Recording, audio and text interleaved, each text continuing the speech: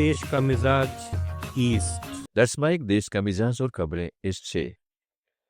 कोलकाता में ईडी द्वारा आईपीएसी प्रमुख प्रतीक जैन के आवास और कार्यालय पर छापेमारी ने पश्चिमी बंगाल की राजनीति में बड़ा विवाद खड़ा कर दिया है। मुख्यमंत्री ममता बनर्जी खुद जांच स्थल पहुंची, जिससे मामला और अधिक संवेदनशील हो गया। सूत्रों के अनुसार ईडी यह कार्रवाई कथित वित्तीय अनियमितताओं और धन शोधन से जुड़े अपराधों की जांच के तहत कर रही है।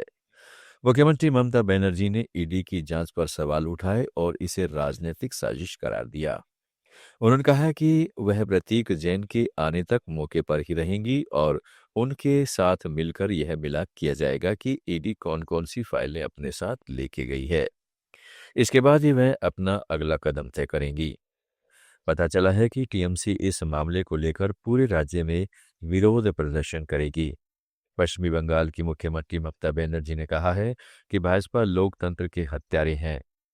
एसआईआर के नाम पर उन्होंने वोट लिस्ट से 1.5 करोड़ से ज्यादा नाम हटा दिए हैं। असली वोटर्स ज्यादातर महिलाएं जिनकी हाल ही में शादी हुई है और जिनके सरनेम बदल गए हैं।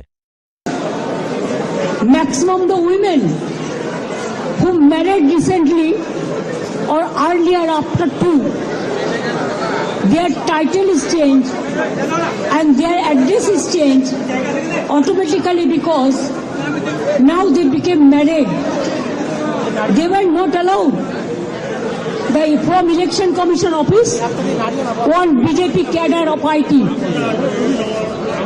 she is doing all the nuisance misusing the name of ERO and just deleted the names without giving an opportunity to the victims to defend their case. And they have served notices about what.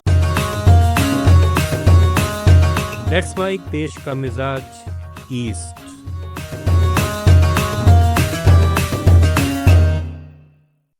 Bengal में भी एक भाजपा नेता पर train में चादर चोरी करने का आरोप लगा है। इसका एक वीडियो सोशल मीडिया पर सामने आया है, जिसके बाद घमासान तेज हो गया है। कांग्रेस और टीएमसी ने भाजपा पर निशाना साधा है। वहीं भाजपा ने इसे साजिश बताया है। वहीं कुछ टीएमसी नेता आरोपी भाजपा नेता के घर कंबल लेकर पहुंच गए। वायरल हुए वीडियो में दिख रहा है कि ट्रेन अटेंडेंट एक शख्स पर चादर चोरी का आरोप लगा रहा है। दोनों के बीच बहस हो रही है। अटेंडेंट शख्स के बैग्स खोलकर चादर वापस रखने को कह रहा है। बताया जा रहा है कि यह नेता मृण्मय मजूमदार है, जो हुगली से भाजपा लीगल सेल के नेता है। उधर सिलीगुड़ी जिले के एसडीओ ऑफिस में आग लगने से स्पेशल एसआईआर से जुड़े जरूरी कागजात जल गए हैं। पुलिस के अनुसार आज तड़के मल्लागुड़ी में हिल कोर्ट रोड पर एसडीओ ऑफिस में अचानक आग लग गई।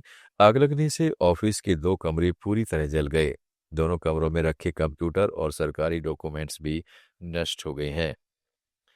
बिहार के मुख्यमंत्री नीतीश कुमार के एक कार्यक्रम के दौरान हिजाब को लेकर चर्चा में आई मुस्लिम महिला डॉक्टर नुसरत परवीन ने आखिरकार नौकरी ज्वाइन कर ली है। बांका जिले के civil surgeon doctor Avinash Kumar Singh ने बताया कि नुसरत ने आधिकारिक तौर पर नौकरी ज्वाइन कर ली है। उनके अनुसार नुसरत परवीन का मेडिकल चेकअप 6 जनवरी को हुआ था। मेडिकल रिपोर्ट आने के बाद उन्होंने उसी दिन अपनी ज्वाइनिंग रिपोर्ट सौंप दी।